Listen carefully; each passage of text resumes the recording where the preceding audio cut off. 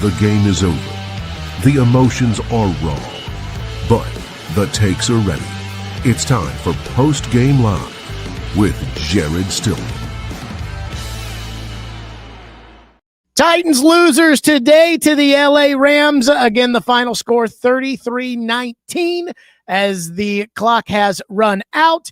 And we are ready for Postgame Live. We're going to give you a second to get everybody all rolled up in here again at Stillman & Co. on YouTube. Like and subscribe. I'm going to say this over and over again. Like and subscribe. If you haven't subscribed right now and you're listening to this right now, subscribe. Thank you very, very much. I also, by the way, as soon as we're done here, this podcast will be uploaded. So wherever you get your podcasts, Spotify, Apple, Amazon, whatever, we're there. So be listening to the podcast as well. And of course, we'll have a Titans Monday live right here tomorrow at 2:00. So I think it's pretty obvious to say off the jump, when it comes to the Tennessee Titans, this team sucks. And I've been saying it for a while. I said it all off season when it came to the Pee Wee program. I said it whenever somebody said, well, but Jared, what if Jaden Daniels, the way he carried Washington, what if that is what happens with this team? And I'm like, this team is not good enough. Quarterback aside, and we'll get to him in a second. This team is not good enough to do what those other teams have done in the past. Washington, Houston, etc. They're just not good enough. So it's not going to happen. Oh, but Jared, I'm telling you right now, I think what we've got to do is guys, I know you want to be excited for the season. I know you want to be optimistic. That second half, that tells you all you need to know. That second half right there, I was shocked, to be completely frank with you. I was stunned by how the Titans played in the first half. I was stunned. I mean, I was not stunned that on 4th and 1, in which I don't think that Sean McVay should have even gone for it, but on 4th and 1, they run the ball. Puka is dead to rights in the back field, and they miss the tackle, and Puka just runs right into the end zone for a 45-yard touchdown. And I thought, oh, God, here we go. Here we go again. But the Titans did push back. And the Titans defense, good in the first half. The Titans offense, Cam Ward, good in the second quarter. Very, very good in the second quarter. I think Alec Io-Manor had 2 catches, the touchdown, obviously, but I could not get over that catch on the sideline where he pinned the ball to his helmet and still made the catch. I thought that was freaking awesome. And so I'm starting to feel a little juice. Titans go into the locker room at halftime and nothing. I mean, it feels like the Rams scored on pretty much every possession. And I think the Titans forced 1 punt. But it feels like the Rams scored on every possession in which they had the ball in the second half. Let's see. Third quarter, field goal, touchdown, punt, touchdown, end of the game. And I know Cam was incredibly impressive in the second quarter, but he threw for 175 yards. They're going to need more production from the quarterback. And Cam missed throws and did bad things in that second half that are not completely the coach's fault. Though I certainly don't think that the coach is helping the situation at all. But when the Titans got the ball with 11:25 to go, down 20-16, Russell Wilson has 433 passing yards. Holy shit. When the Titans got the ball 20-16 with 11:25 to go in the fourth quarter, I said, this is a big drive for Cam Ward. Because, again, the thing that we were told, hey, this is why you have to draft the guy, is that we're all the intangibles. You know, I kept saying, hey, let's talk about the tangibles. Like, I'm not so worried about the intangibles. I'm sure he's a hard worker. I'm sure he's resilient. And those are important. And the intangibles are important when it comes to quarterback in the NFL. Not knocking that. But what about the tangibles? Cam gets the ball, and he immediately fumbles it. And that was the ball game. And then the Rams score a touchdown, and now it's over. On the drive before that, Cam missed somebody wide open on the sideline. I can't just have one exciting, impressive quarter and say, okay, see, did you see that quarter? I can't do that. Cam's got to carry that over into the second half. And I don't even know if he completed before the Rams went to the prevent defense, or as my dad calls it, the allow. I mean, I'm not even sure Cam had a completion in the second half before the game was out of reach. Can't have that. And then the other thing, too, is the coaching. It's the second week in a row you've gone to the locker room, you've come out, and you've been able to do nothing offensively. This is the second season in a row with Brian Callahan as the head coach in which you've gone to the locker room and you've come back and you've done nothing offensively. And it does not matter who your quarterback is. It does not matter if it is Will Levis. It does not matter if it is Cam Ward. It does not matter if it is Mason Rudolph. With Brian Callahan as the head coach, you do not do anything in the second half. And we've got 19 games now under our belts to be able to determine that one. It is really disappointing where this team is and how, again, it feels like this team doesn't really do much to get better. I mean, again, they spend all week talking about the penalties. They spend all off season talking about the penalties. They go out last week. They commit 13 for what was the total? 131 last week. Then they come out at the beginning of this game and immediately start getting penalized. 10 for 62. I mean, you just can't win that way. Total yards, 439 for the Rams, 252 for the Titans. You just can't win that way. I did not think that there was, a whole bunch of I didn't think it was like last week. I didn't think it was just so abominable with what the coach did and the way that the team folded. And I didn't think it was that. I think there was some good, some bad, and maybe some fixable. So I want to go over those things just right off the top. Number one, I will say what the good was. Because as much as you guys think I like to harp on negative, or as much as you guys think I'm a hater, or as much as you guys, I was getting excited in the second quarter with the way Cam was playing too. So here was the good. Number one, Ward and Io Manor before the half. I mean, I thought Cam Ward before the half, especially that touchdown, that was the kind of play when I would watch his tape before they drafted him. I kept saying, he has that backyard football skill, which is really special, and it cannot be coached. When I would hear analysts compare him to Mahomes, or I would hear people say, but Jared, he's Mahomes. Every time I'd say, whoa. Like, let's not get, Mahomes, that's a stretch. But what Mahomes does that cannot be coached, Andy Reid has not coached Mahomes to have this kind of backyard swag skill where he just runs around and the defense falls apart and he sidearms the ball and he puts it right in the guy's hands. You can't coach that. You can't go to a passing camp and learn that. Cam could do that at Miami.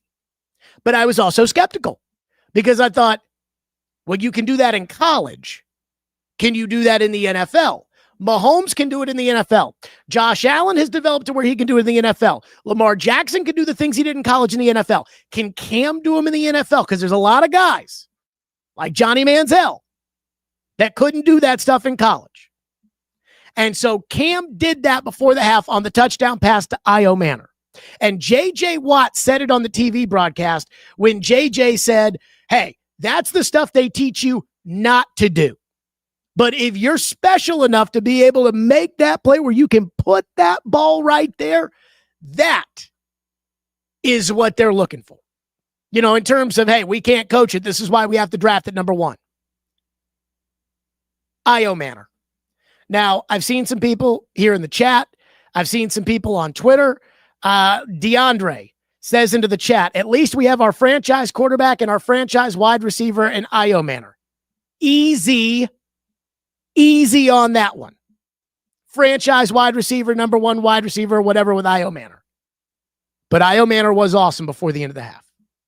He was really, really good. And I still can't get over ball on the sideline, perfectly thrown ball by Cam. You put it where only the receiver can get it, ball put in right there on the sideline, hand goes up, and boom, pins it to the helmet.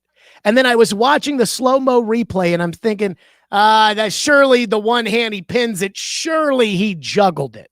Like, surely this is going to be coming back. Nope, not at all. I mean, he secured the shit out of that one and takes it to the sideline. I thought that was great. Again, continuing on what was good from the ball game today, because again, I'd like to, if I may, I'd like to just a little positive, if I could, if I'm allowed to. I know people get mad at me when I do this, but whatever. I thought the special teams, outside of the Cedric Gray penalty, and the Cedric Gray penalty was a penalty. And Cedric Gray was losing his mind on the sideline, thinking, how could they call that on me? That's not a penalty. How could they? I'm like, dude, that's a penalty. They brought in Gene Steratore, and Gene's like, it's a penalty. And you didn't need it either. But outside of that, special teams was good. Like, they were good. I think that Chimray DK can return. I think that there was the big Joey Sly field goal, the 55-yarder. He drilled that sucker right down the middle, but then CBS showed a replay in which it showed Morgan Cox snap a beautiful snap. It showed Johnny Hecker take the ball and put it down. A beautiful, just beautiful hold, and then a beautiful kick. And I thought the punting was fine, and I thought the returning was interesting. You know, there was something there outside of the great penalty. Special teams, they're good. They blocked a PAT. So special teams, Bones Fossil, clearly, and I tweeted this out, but I'm going to stand by this. I am owed an apology by all the people out there that when Mike Vrabel and I got into it at the Rand Carthon introduction press conference, all the people out there that said, you know, hey, Vrabel body bagged you, man. Vrabel, he showed you, Craig Aukerman, you're a hater. And I'm like, Aukerman sucks. This is what it looks like with a real special teams coach. So that's a positive. I thought the first half defense, except for the fourth down touchdown, where Xavier Woods missed a tackle. A veteran player should not miss such a crucial tackle of Puka Nacua, which then allowed Nacua to run 45 yards for a touchdown. Outside of that one play, I thought the first half defense was very, very good. And I know there's going to be some pushback on this. Given the fact that they had a backup right tackle in, and not just a backup right tackle, they had a practice squad right tackle in there against the Rams. I actually thought the offensive line played okay. There were some penalties, especially one from Zeitler I didn't like, but I thought the offensive line gave you a chance. Again, it was 20-16 with 11:25 to go in the fourth quarter when Cam fumbled the ball. And while it was Ojukwu who got beat, which led to Cam fumbling the ball, it wasn't as if the player from the Rams, this wasn't like some blindside where Cam's going back to throw and the guy comes down and hits the ball and he doesn't see it coming. I mean, Cam was looking right at the guy, he just didn't protect the football. So I put as a good for today that the offensive line was not a total disaster. So that's the good. Here's the bad, as far as I'm concerned about today's game from the Titans. Number one, Calvin Ridley has got to stop dropping the football. And he gets put in first before we get to the rest of the team because there were other drops. But Calvin Ridley is paid $23 million a year to catch the ball. And I know that all these passes aren't perfect. I know, that Cam puts a lot of mustard on them, but I mean, and I know Calvin Ridley's hands are an issue, and they were an issue when he was in free agency, and Jacksonville goes to the playoffs in 2023 if Ridley catches a pass here at Nissan Stadium, but still, he's got to learn how to catch a ball. And I don't know what the Titans do. Like, what are you going to bench Calvin Ridley? Of course not. If that's somebody else, if that's Lockett dropping the ball, if that's Van Jefferson dropping the ball, if that's DK dropping the ball, then they'll just take him out. They'll put somebody else in. You're not going to take Calvin Ridley out. So if he can't catch, then I don't know what they're going to do because you don't have a second option. Then there were the other drops. Chig had a big drop on a second down, which set up a 3rd and long, which I think ended up being the fumble. Pollard had a drop on a screen pass out of the backfield. I sat there and I'm like, what are you doing? So I don't know why this team can't catch. And we can blame the coach for a lot of things. He is a crappy coach. And I certainly, if you want to blame him, I'm not going to be against that. But I do not know why this team cannot catch. So that was the first bad thing. The second bad thing that I wrote down was that 4th down missed tackle of Puka Nacua that led to a touchdown. I know that we didn't think the Titans were going to win. I know the Titans were 5.5-point dogs going into the game. I know that the expectation is this is not going to be a good team. I know that they know the expectation is that they're not going to be a good team, so on and so forth. And yet at the same time, I cannot believe that on 4th and 1 from around midfield, and I thought McVay should have punted, and I tweeted it out after they scored the touchdown. I said, that was a bad decision by McVay. It should have been blown up in the backfield. They didn't tackle, and they ended up with a 45-yard touchdown. Just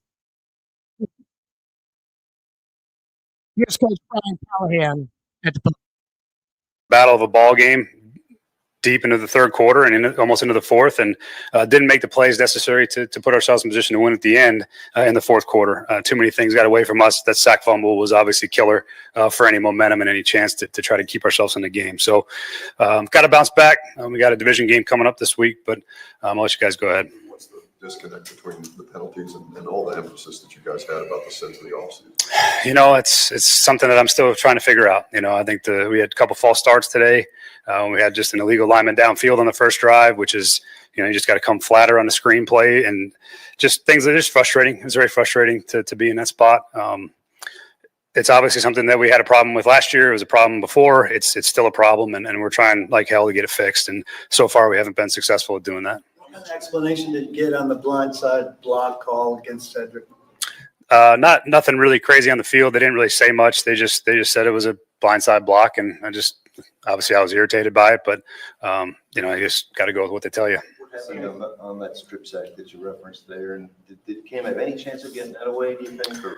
Yeah, hard to know in the moment without seeing the actual play again. But I think he was probably a little loose with the ball in that spot, trying to pull up in the pocket. Had a shot maybe at something coming across the field, but just trying to escape some pressure and a little loose with the ball, which he's learning. He's learning about how these guys are trying to get their hands all over you every time they get a chance, and it doesn't take much. We know and emphasize very much on our side too that quarterbacks around the league have the worst ball security. So he's got to do a better job protecting it.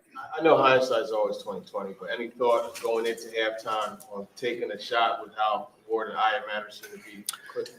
Just because of the distance to the end zone, it would have been I just didn't want to do anything where we put the ball in harm's way in that particular moment after a big turnover and a chance to go kick the field goal and take the lead, going into half. I thought that was a huge 10-point swing for us, and so I wanted to make sure we took the points there. The touchdown you got from Cam, was that kind of two players improvising that you formed to go with? Yeah, it was an outstanding play by both Cam and Alec. Really great job recognizing that the quarterback had broken contain and broke to get open on a scramble drill. So those things are huge plays in the red zone. That's how you score in a red zone. It's hard to scheme up plays every time. And the good red zone teams in this league have the ability to create and improvise when the play structure breaks down. And that was awesome to see. I think Cam, Cam got better again this week. I thought he did a lot of really good things over the course of the game. There's still things we're working on, still things that he's got to get better at. But his improvement, his trajectory has been really positive, and I think he's going to come away again and learn a lot and be ready to go play another game next week. Given what he's done in these 2 weeks, are you letting him do enough, considering you need more than the field goals you're getting? Yeah, we keep getting stuck in the fringe. We've had some sacks there, some backward plays, just haven't gotten enough cracks at it. I don't think so. We're also being mindful that the 2 fronts that we've just played, we're trying to keep some semblance of protection there. And if you drop back every play against those fronts, that's going to make for a long day. It's hard enough as it is already. So I would say no, probably not at the moment. But as he keeps getting more comfortable and we keep learning to protect better, we can keep trying to push the envelope. I think what Jerry's did with have expanded workload this week? Thought he did really well. I thought he was sticky. He covered. He followed Devontae around the field most of the day. I thought he won that matchup most of the time. You're going to get beat at corner. He's playing against a big time player in this league who's got a lot of pelts on the wall too. But I thought L'Jarius was really good. Without again having watched it all, but I thought just in general he was around the ball and in position to make plays. Right. Protection so much of an issue at times last year. Yeah. Frustrating, even against these pass rushes, to see what's happened the first couple of years. Yeah, I'd like to see better. I mean, I think part of that's we're playing with a backup tackle for the fourth quarter last week and another one again this week, and it's not an excuse. We got to play better. But we're playing against some good teams, and this is what playoff teams look like in this league. It's what the defenses look like. It's what the pass rush looks like. And if we want to be in that mix at some point, we got to be able to block those guys. Is there anything you could put the choice of Ojukwu today? We just felt like John is a steadier performer. He had better knowledge of what was being asked of him over the course of the week, and decided to make that move. And again, I don't know that he was necessarily good enough at the moment either. So we'll reevaluate that again, but we'll see. Is there anything that you can pinpoint as to why you guys have had trouble maintaining momentum in the second half of games? It seems like that you hit a good flow in the first half, and then after halftime, it seems to kind of die out. Yeah, I don't know. We'll look at that. I'll take a long look at and see where we can be better there. I don't have a great answer for you. We didn't really try to change anything in what was working for us. So I'd try to keep going back to those things and change up some formations and things like that. But we just got to do a better job coming out from the half, certainly. Did you feel like you had some momentum there? You scored the 10 pretty quick points right before halftime. Did you feel pretty good about that? I felt great. I felt like our team was playing well. The defense was playing well. We were doing what we said we were going to do early, which was do our best to knock that run out. They're a good rushing team. They're committed to it.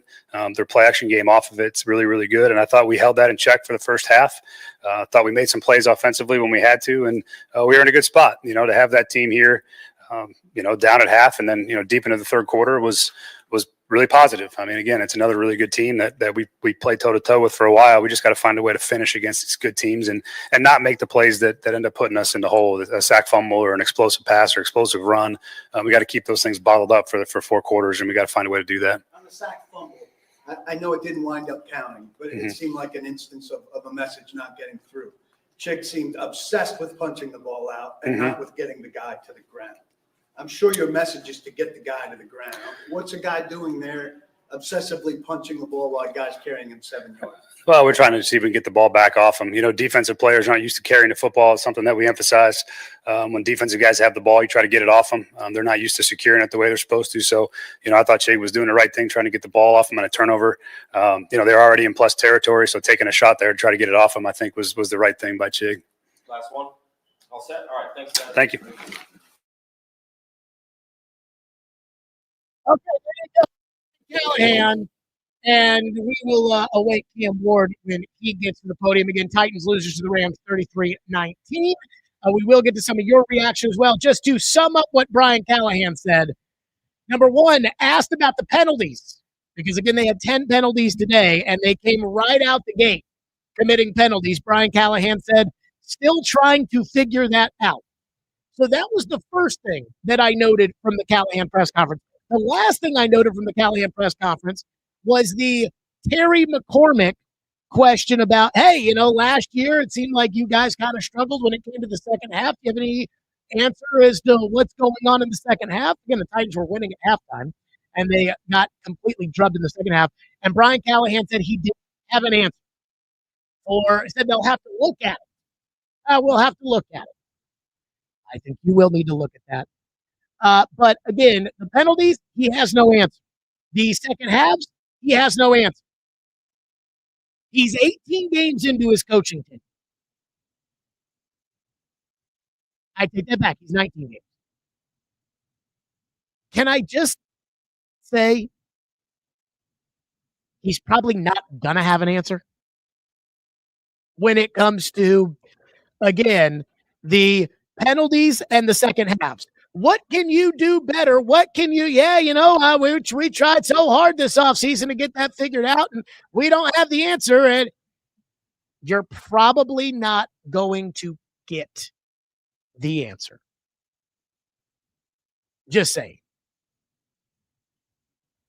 Number 2, asked about the Cam Ward fumble. Callahan said that Cam was loose with the football on the fumble. I agree with that. Again, that's one of those ones when it comes to the quarterback, you've got to protect the ball in the NFL. It is 20-16. Look, there's going to be injuries in the NFL where you're not going to have a starting tackle. Is it ideal that this happened right away at the start of the season to J.C. Latham? No, it is not.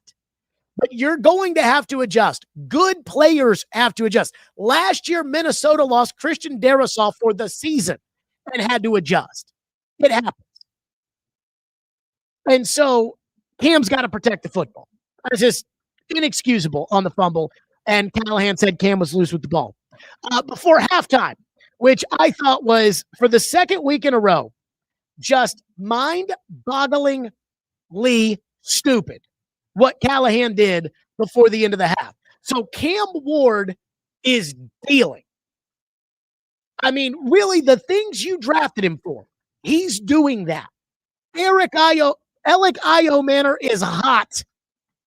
You get the ball back because Matthew Stafford, I don't know what the fuck he was thinking when he threw that interception to Cody Barton. And I tweeted this out. I said, if a veteran Titans quarterback did that, if Ryan Tannehill threw that pass, I would have gone ape shit.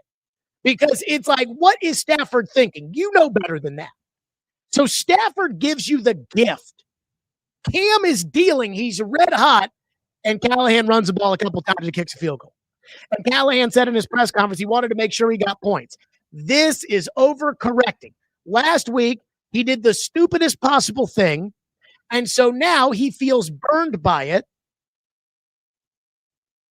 and now he overcompensates, and instead of the feel of the game and the way that Cam is playing and everything else, he's, I gotta make sure I get points, because if I don't get points, I'm going to freak out. So then they just run the ball and they kick a field goal. Let Cam throw the ball. And then if you want to play for the field goal, fine, but let Cam throw the ball there. Cam was hot. And then finally asked about John Ojukwu. I haven't gotten to this yet because the other guy probably sucks too, Udoa or whatever. But I cannot get over the incompetence of this organization. And I don't know who to blame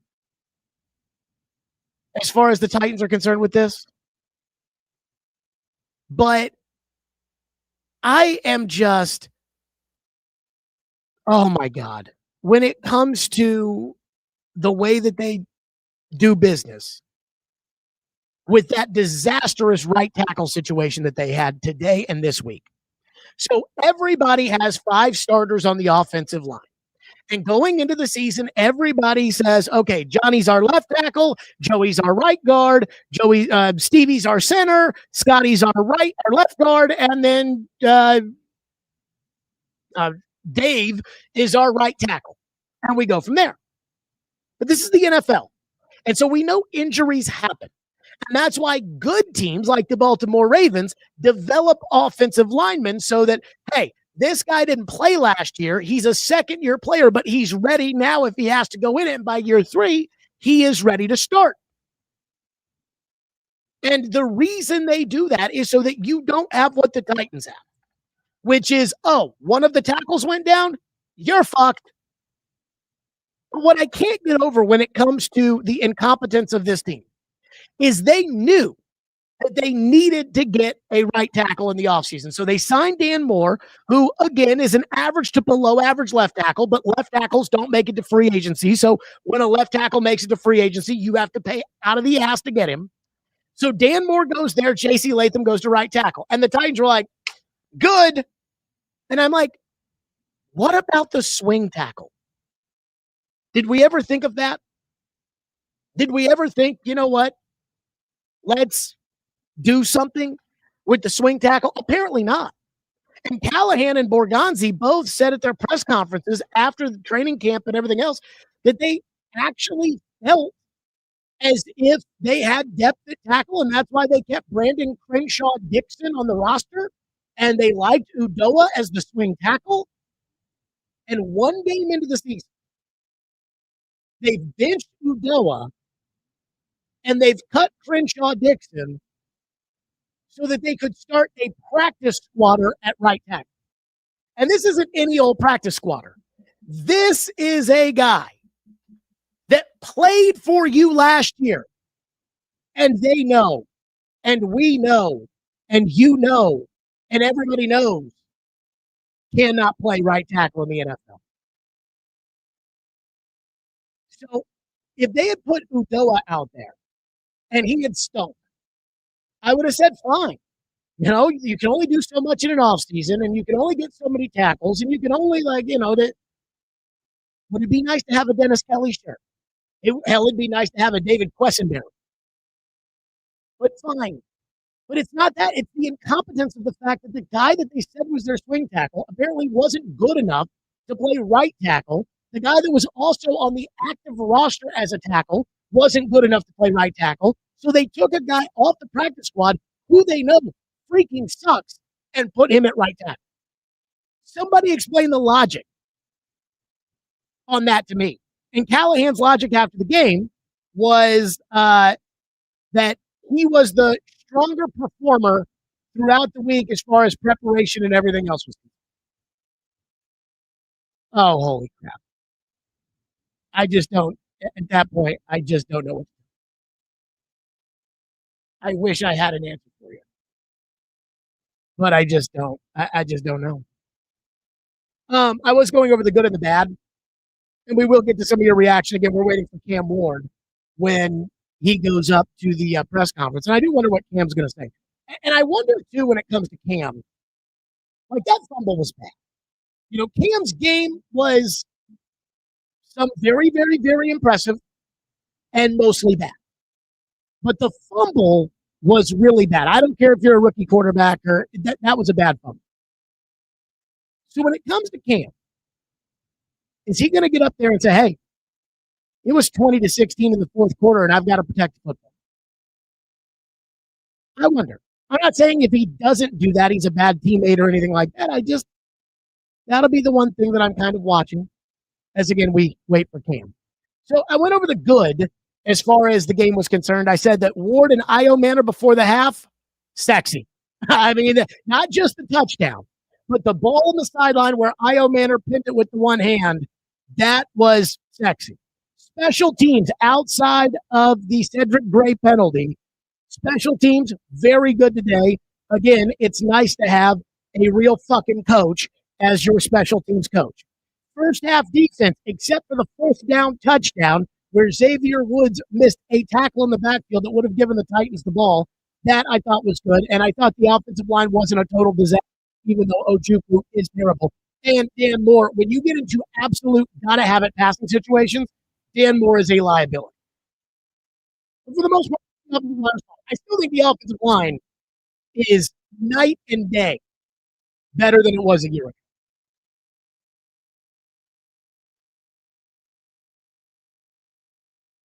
Much better than it was a year ago.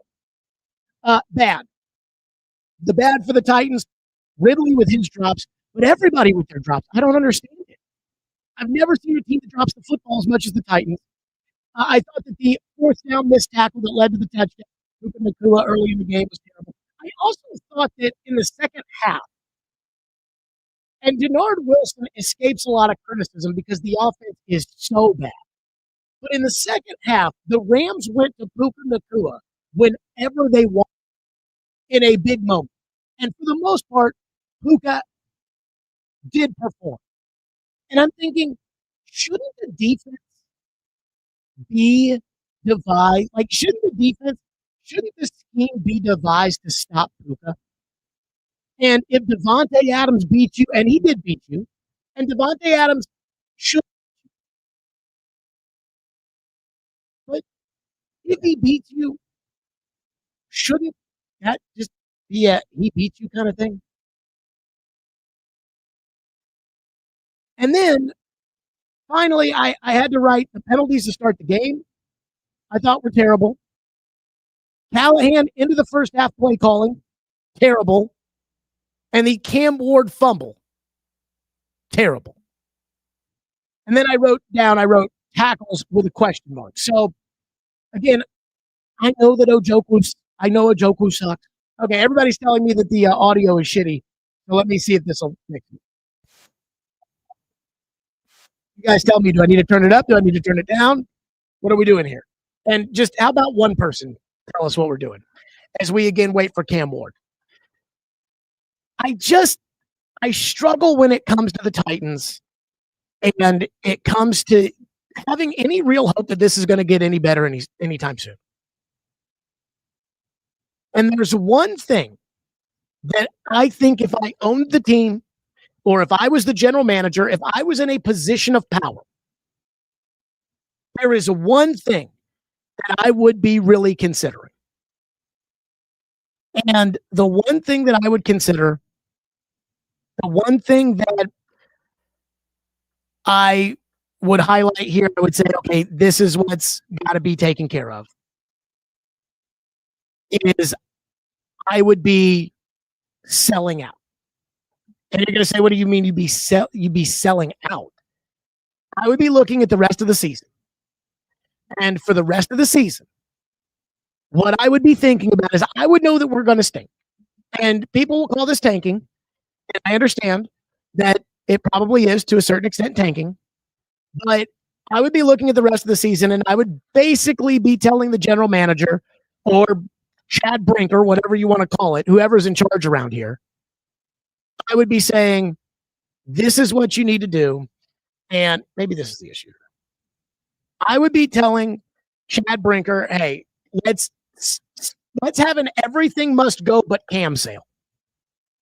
So we know this team is bad. We know this team is going to be bad this season. I see people in the chat talking about number 1 pick in 2026. I wouldn't rule it out. The Titans know Callahan cannot coach. They won't say it through 2 games. I'm telling you, they know. So I ask this, why not? And everything but Cam must go sale. And you're not going to be able to trade your bigger contract, so you can't trade Dan Moore. But what about everything else? The Dolphins did this in their tank for Tua season. Why can't the Titans do that?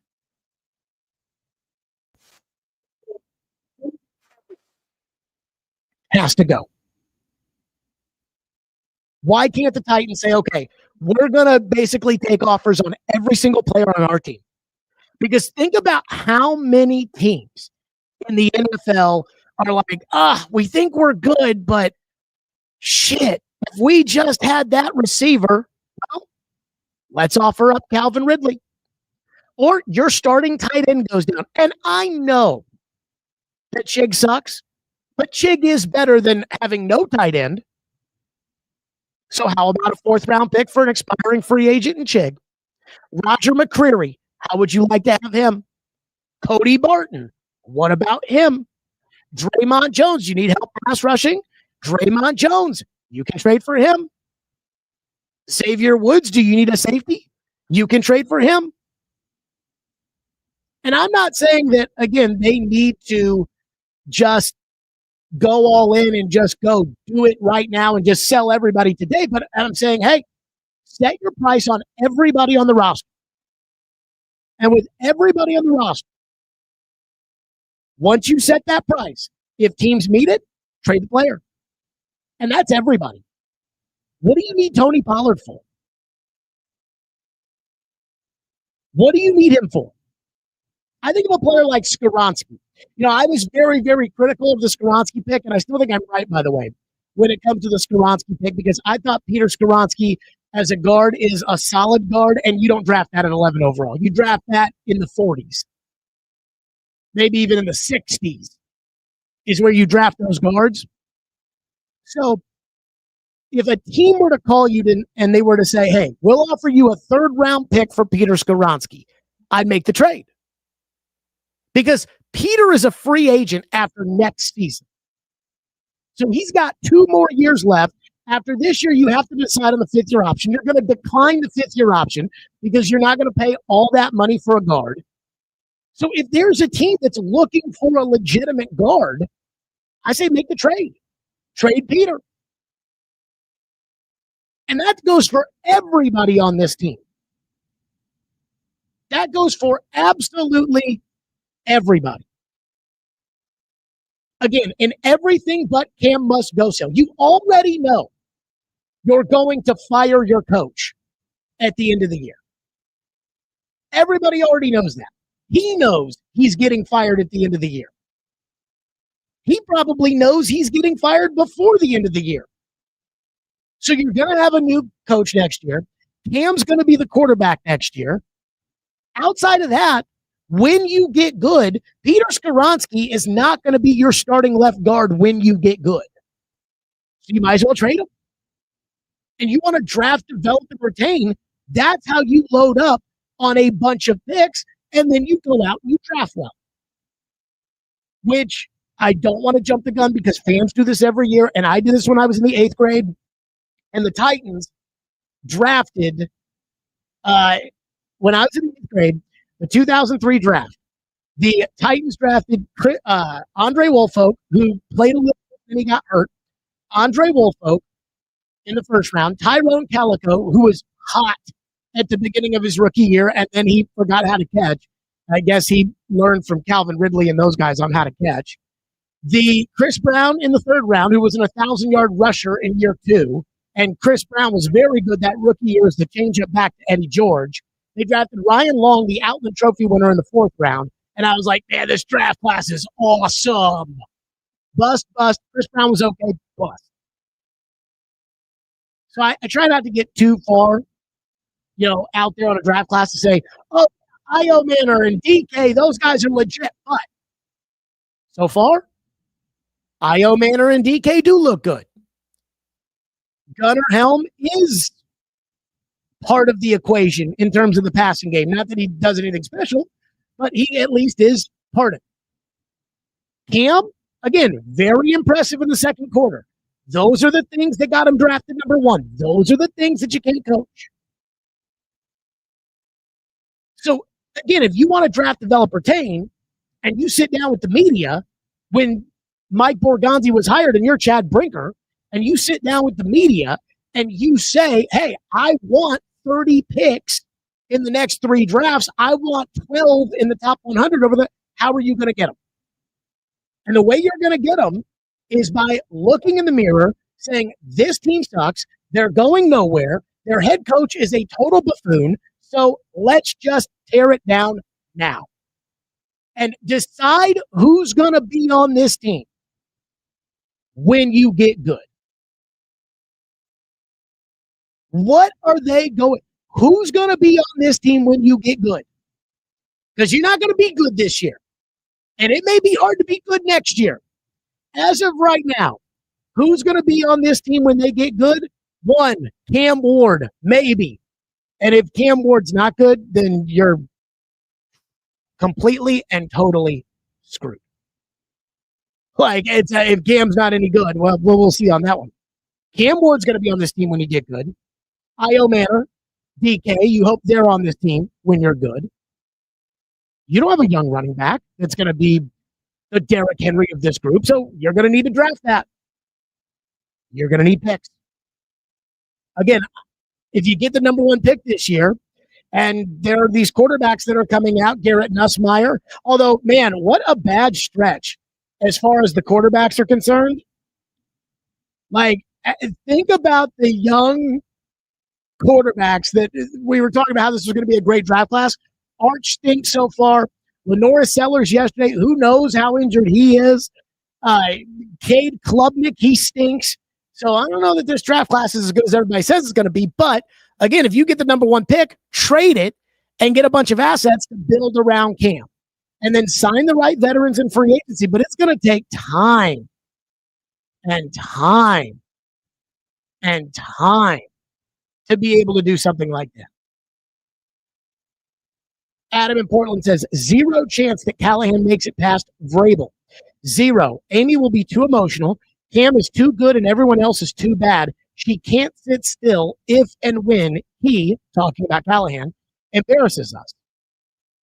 I was actually thinking about this today when it comes to Brian Callahan and his job security.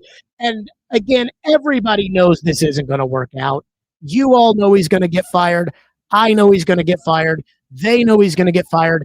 I think there's probably a really good chance he knows he's going to get fired. And I was thinking about Amy. And I was like, when it comes to firing Callahan tomorrow, and if I owned the team, I would not fire Callahan tomorrow. Oh, here's Cam Ward at the podium. Order there, where, especially with you and Alec, and then it just seemed like the second half you guys weren't able to put anything much consistent together. What do you feel like changed? I don't think nothing changed. I just think we just got to continue to have urgency. I think at times it drops. I think that's the biggest thing. Offensively, we have to have urgency every play. But then we just got to stop shooting ourselves in the foot. My turnover, just penalties constantly throughout the game, both sides of the ball. So, we just got to lock in. I know you got Alec in the play he made on a touchdown and the play on the sideline. How's your confidence kind of growing in him? I've always had confidence in him since day one. And I knew it from the jump. Me and him went to the rookie premiere. We didn't have workouts or nothing. Me and him both wake up working out, and we throw it in the hotel room. So I just knew that, me and him would connect on a lot of plays this season. I'm glad for it to be, a big game like this, try to continue off that. Like when you guys fall behind the chains the way you do, like whether it's penalties or a bad play in the first couple of downs, and what's your mindset? How do you go about keeping from panicking, knowing that pressure's coming with it? I think that's the biggest thing about us right now. Every time we get behind the sticks, we end up shooting ourselves in the foot. Whether it's we got a point, whether we're not ending with points, I think the biggest thing is us staying behind the sticks. And I think the stuff that I noticed about is that, especially in the NFL, it's hard to overcome that. We got to stay above the sticks, stay on schedule. And, the more we do that, the more successful drives we have. No, you don't want to overreach, and you can stay within what you're asked to do. But how much more do you feel like you're capable of doing? Well, I think I'm capable of a lot. Coach Callahan, he's gave me, a lot of authority. So I want more of it. And that's the relationship that, me and him are just building every day. He's only called 2 games for me. I want him to call a lot more games for me. He's one of the coaches who's going to do his best for his players, get his players in the right situation, run game, pass game. And, we just continue to grow. I think that's the biggest thing. Is it hard to be, I don't want to say hard, but there's a lot of patience involved in this thing, and you're playing the long game inside the short game. Are there challenges to that? I wouldn't even call it playing a long game. I'm trying to win every time I step on the field. That's our mindset as a team. I just think we have to, do it at a faster rate. We got to continue to have more urgency every day. We got to get better every day. It is all a process. It's all about patience. But at some point, it just comes to, you just got to go take it. Cam, with that touchdown, did you communicate to Alec first to kind of reverse field and go to the left side, or did he tell you that he was headed that way? It's kind of both. He knows what I like. We watch film all the time. He knows how I see the field. And I just think I gave him a little point, and, he did the rest. And so, he made a contested catch in the end zone, got us a touchdown. Cool to see him do your celebration there afterward. Hell yeah. And I mean, Elliot, he's somebody that, he's someone you want on your team. He's a great teammate. He's there early, there late. And the guy's from Stanford, so he's smart. So it's he teaches me a lot of stuff just in how he sees it from a receiver standpoint. And so, he's getting me better every day. Do you feel like there's anything different you could have done ball security-wise on the phone?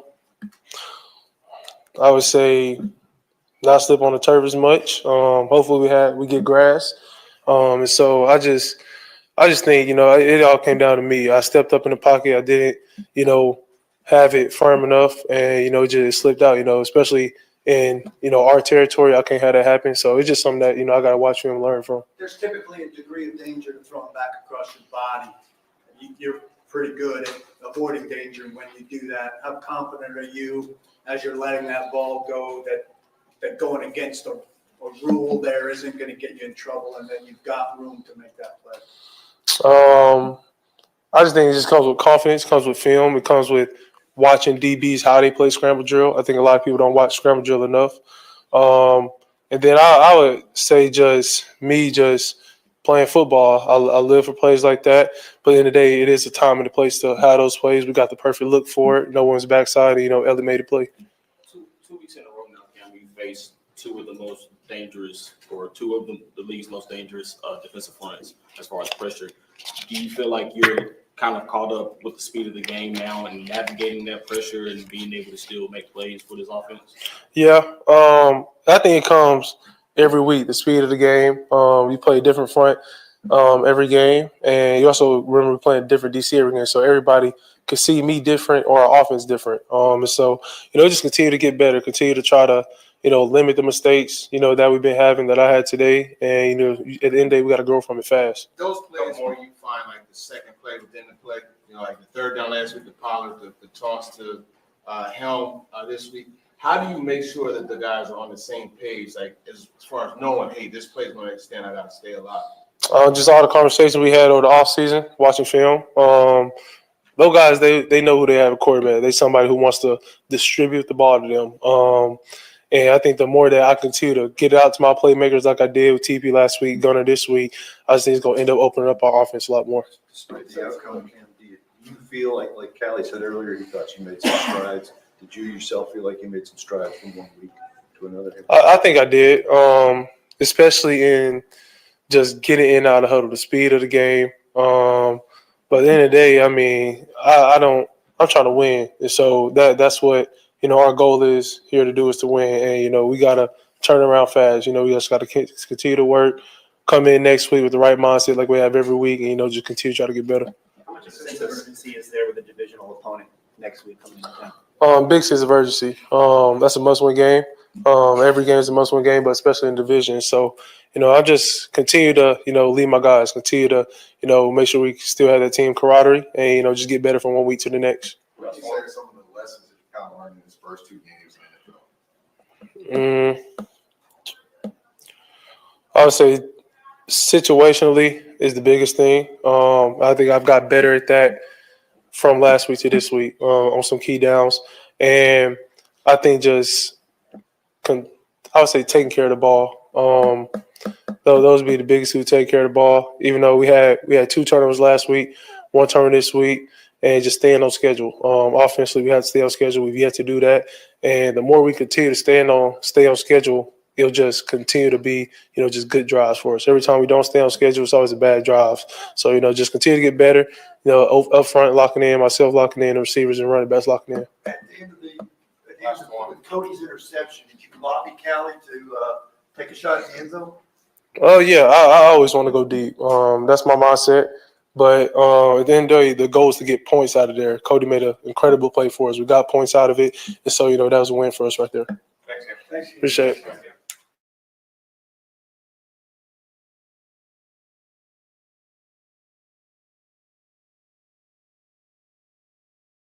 There you go. That was Cam Ward at the podium as the Titans, once again, losers to the Rams today by the score of 33-19. Cam, a lot of coach talk. I felt listening to Cam there. Again, I'm just kind of reading through the notes. We got to lock in. Next week is a must-win game, according to Cam. The one thing that did stand out, he was asked about the fumble. Did anybody else hear this? And anybody else roll their eyes when he was like, what did you think of the fumble? And his initial reaction was, well, we need grass and hopefully we get grass and not turf. Buddy, let me say this. The guy who calls, and this is just my opinion, the guy who calls all the shots over there at Nissan Stadium and St. Thomas Sports Park, the guy who is the most important decision maker outside of the owner is Burke Nihill, the team president CEO. And I know he's quote unquote not a football guy, but I'm telling you, I think this dude is running the Titans. Like, I think he is in charge of Brinker, and I think Brinker runs everything by Burke. And I think Burke is the direct link to Amy. So this just me. Burke Nihill picked out that turf. So that's not going to change. The quarterback will change before the turf changes. And then Cam said, I got to protect the ball. So I found that to be, like I say, off-putting, but I felt like that was Cam's initial reaction, was to make an excuse that it was the turf's fault that led to the fumble. Protect the ball. Again, at that point in time, it was 20-16 with 1:25 to go in the fourth quarter. So I want to get to what I was hitting on when Cam went to the podium, which was talking about Brian Callahan and whether or not they're going to fire him. First of all, I think we can all agree Brian Callahan is going to get fired. The question is when. And in reality, that's the case for most of these guys. You get hired to get fired. You get hired as a coach and the press conference is great and your family's there and you hope that it'll be like Nick Saban at Alabama, where you get to coach there for 16 years, and when you decide to hang it up, you hang it up. But that is probably 1% of all coaching hires in major American sports. Most of these guys get hired to get fired, especially with the Tennessee Titans, who have never had a coach that has been able to dictate their terms. Jeff Fisher didn't dictate his terms. Mike Munchak didn't. Ken Wisenhunt didn't. Mike Mularkey didn't. Again, I think Mike Mularkey got porked. And so Mike Mularkey didn't. Mike Vrabel clearly didn't. And Brian Callahan's not. That being said, I think we can all agree that it does feel as if Brian Callahan's departure is probably more immediate than the ultimate, yeah, everybody in this league is going to get fired at some point with the exception of Andy Reid. Like, I think we think, hey, he may get fired after the Vrabel game. He may get fired if they start off 0-4, because that would mean a loss to Indianapolis next week and then a loss to the Texans. And I'm here to tell you, you will be underdogs in both games. But I was thinking about this morning. And I was thinking about the pattern of Amy Adams-Strunk. Again, Burke Nihill calls, in my opinion, most of the shots over there, but the biggest ones, they're Amy. And I think Amy does lean on Burke, and that if anyone's going to talk her out of it, it would be Burke. But when it comes to the coach, that's Amy. And while if I owned the team, I wouldn't fire Callahan today. I wouldn't fire him tomorrow. And I think it's a week-by-week basis. And as an owner or an athletic director or a general manager or a president or whatever, sometimes I think with coaching decisions, you know when you know. I wouldn't fire him if they lose next week to Indianapolis. Because it's not like Mike McCoy's going to come in as head coach with Callahan's shitty staff and make a bunch of big changes. You're stuck until next season when you can fire your coach at the end of this season and then go get a real coach. But again, I'm not thinking about what I would do, because I would do a lot of things differently than they do. But I'm thinking about what they would do. And while I think a lot of us know it is inevitable that Callahan is going to fail, and it is inevitable that they are going to fire him, at the same time, it does seem as if Amy does things like this when it seems totally off base, right? Like when Amy Adams-Strunk makes the major coaching decisions as owner of the Titans, it does kind of feel as if they either come out of nowhere or the situation feels inappropriate.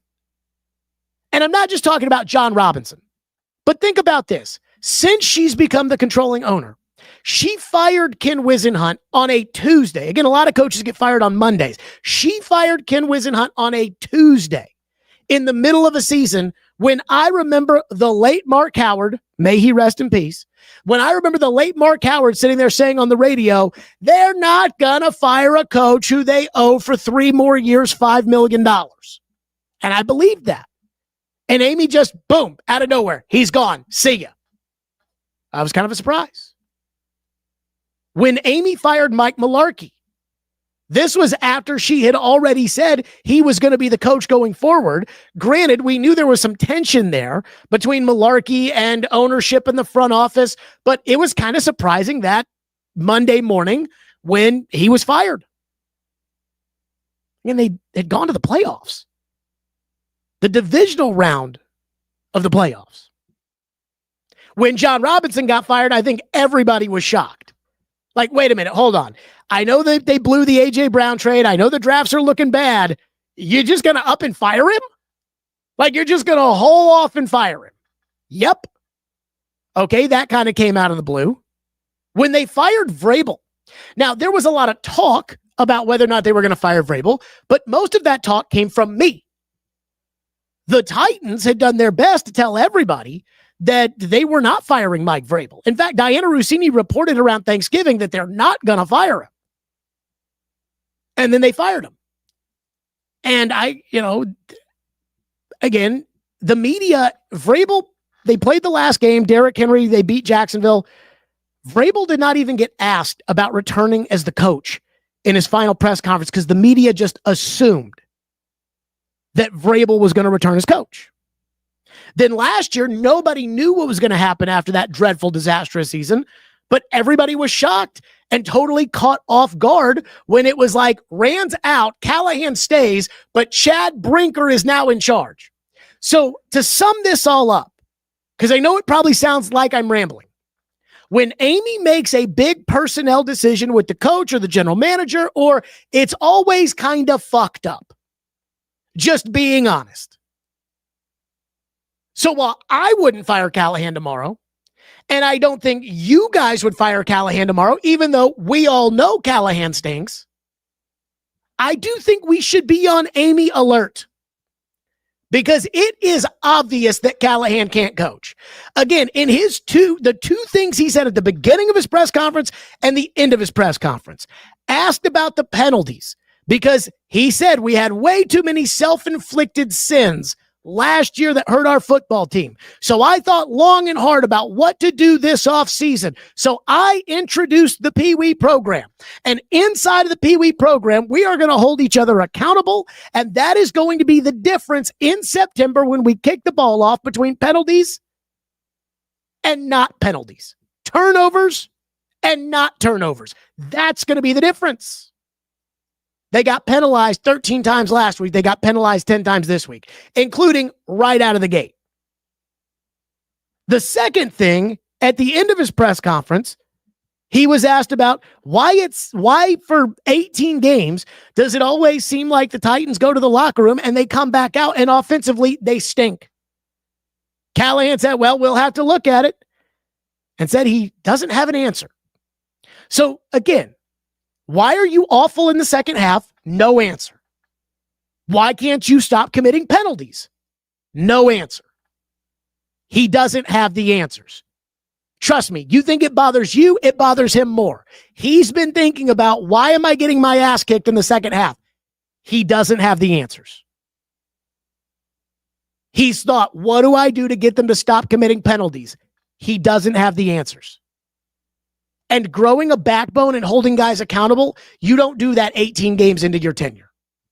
At this point, the players know who you are. They know what you are. So I'm just saying, while I don't expect Callahan to be fired tomorrow,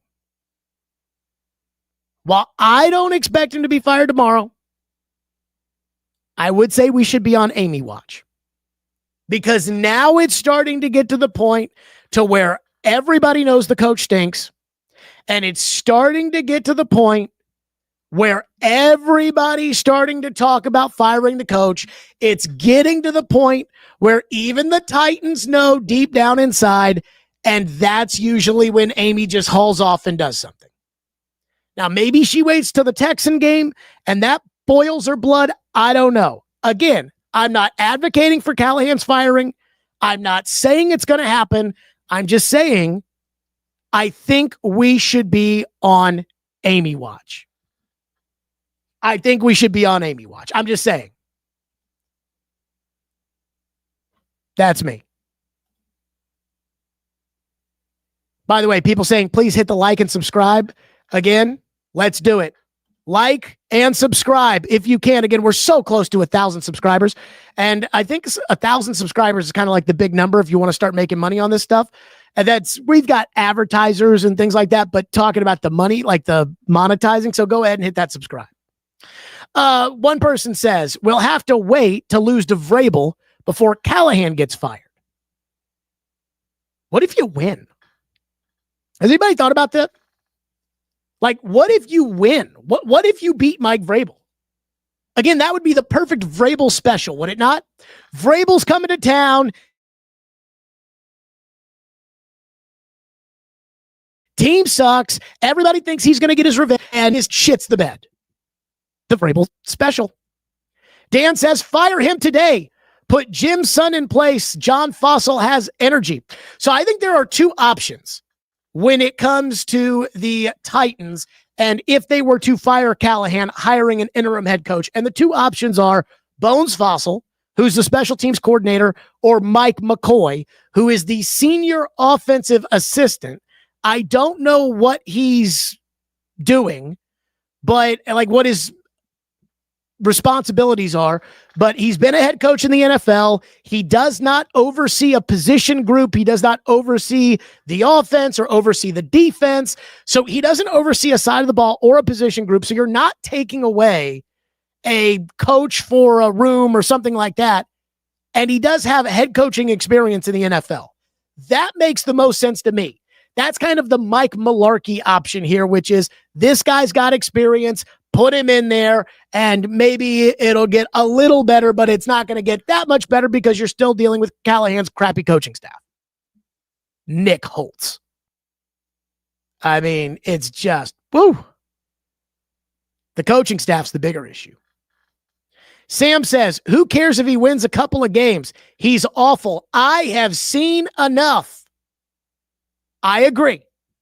That I think we've all seen enough that we can call it. If this were an election, don't you think you could say the precincts are returning and the decision desk can make a call?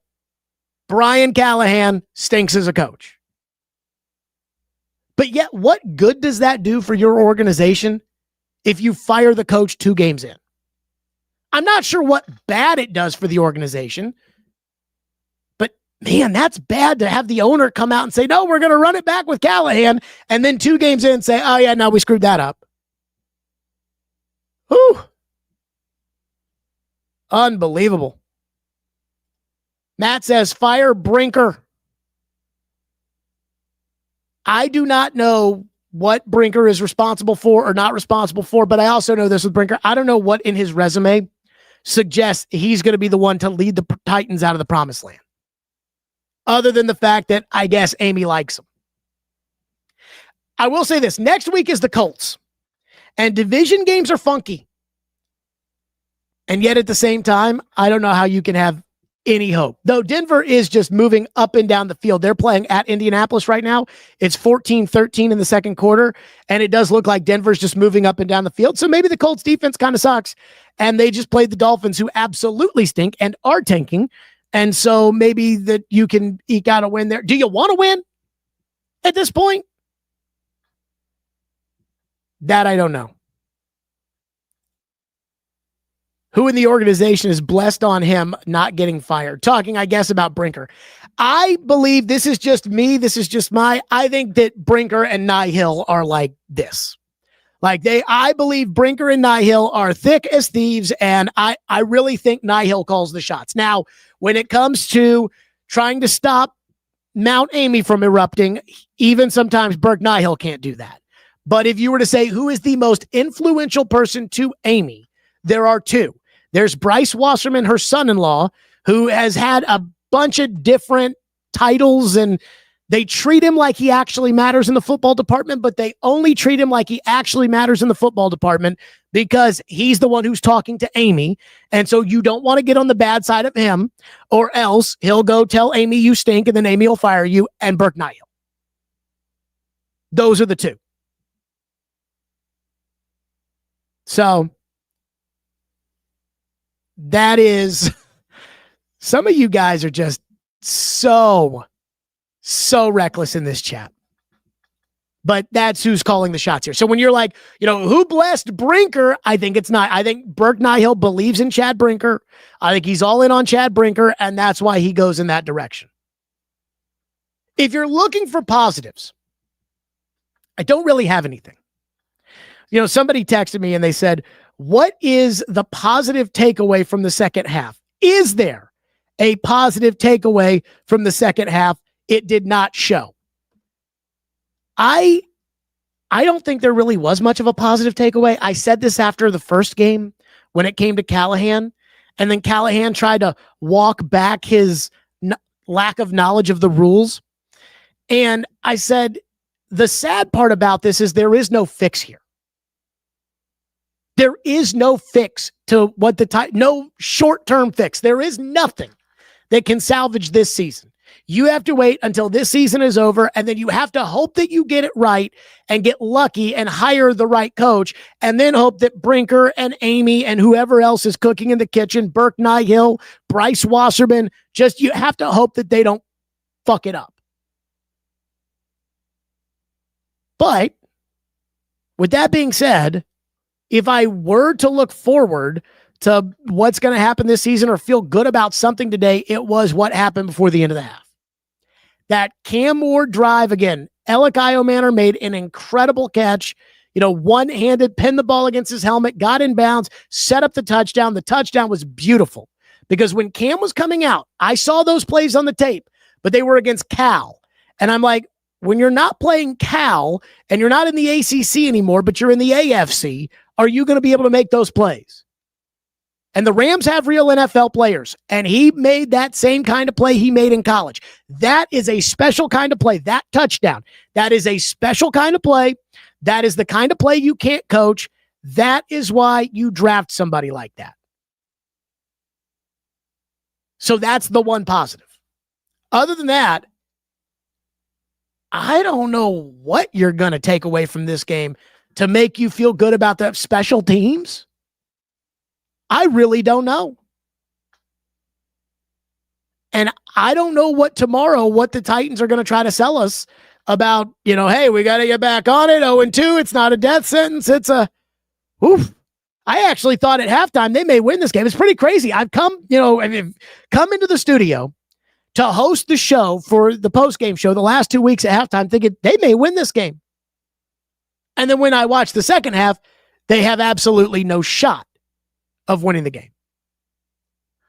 So for me, that's where I sit when it comes to the Titans. Today, I'm not going to say a tough one against the Rams. A tough one is when the ball doesn't bounce your way or the team fought hard and you get beat. A depressing one at the hands of the LA Rams, 33-19. That's going to do it for Postgame Live. Again, we will be back after the Indianapolis game next week. Of course, we'll be back 2:00 tomorrow. And like the people in the chat said, go hit the like and subscribe. It's very important. We're close to 1,000. Go hit that number so we can get 1,000 subscribers. Go like and subscribe and everything else. And we will be back live tomorrow at 2:00. We are also across all these podcast platforms. So if you're an Apple guy, we're there. If you're a Spotify guy, we're there. If you're a YouTube guy, we're there. If you're an iHeart guy, we're there. Or gal.